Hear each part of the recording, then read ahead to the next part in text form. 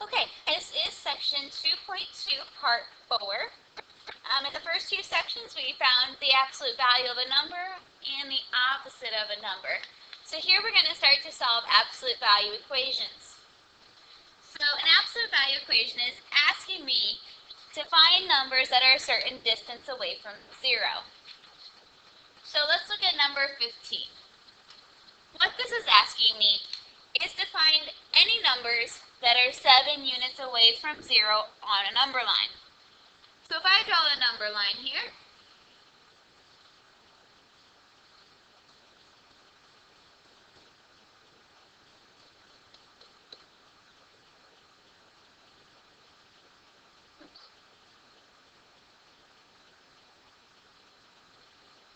alright, so if I draw a number line here, I'm looking for numbers that are 7 units away from 0.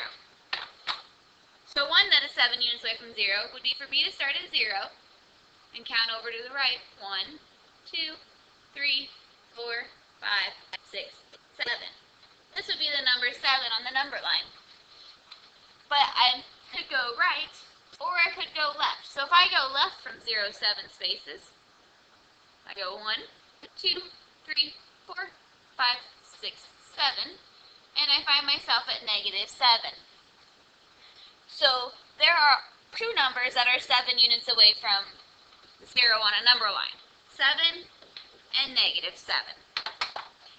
Okay, for the most part, absolute value problems are going to have two answers. Because when I'm looking for a number that is a certain distance away from 0, I can either go to the right or I can go to the left. Okay? So for number 15, my answer is 7 and negative 7. Okay? If I look at number 16, here's my number line. Okay? I'm going to make this 5.1 over here and negative 5.1 over here. So when I look for numbers that are 5.1 units away from 0, I can go to the right or I can go to the left. Okay, so again, I have two answers. 5.1 and negative 5.1. Okay? So remember, when I'm looking for numbers that are a certain distance away from 0, I can go right or I can go left, which gives me my two answers. Okay? When I look at 17, it's asking me to find numbers that are negative 2/3 of a unit away from 0. Well, remember, absolute value is measuring the distance a number is from 0. And distance cannot be negative, okay? Distance can't be negative. Okay? You never look at a ruler and see negative 4 units long, okay? In order for it to be a distance, it has to be positive, like positive 7, positive 5.1.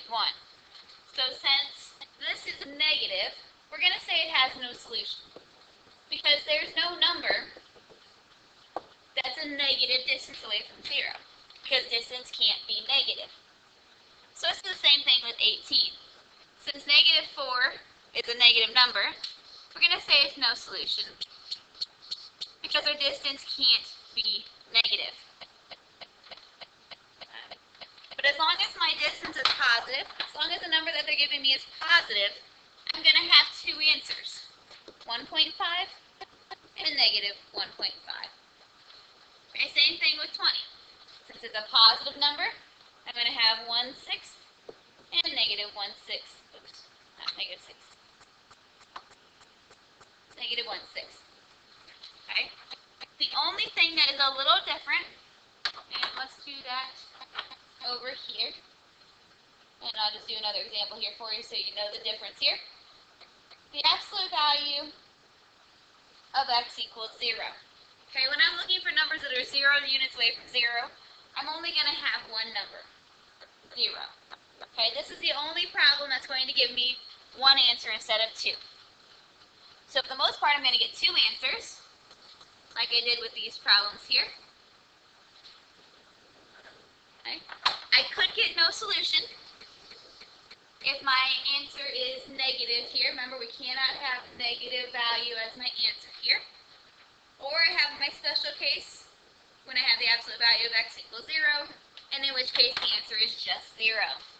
Okay, at this point we're finished, and you are going to go do section 2.2, checkpoint 3.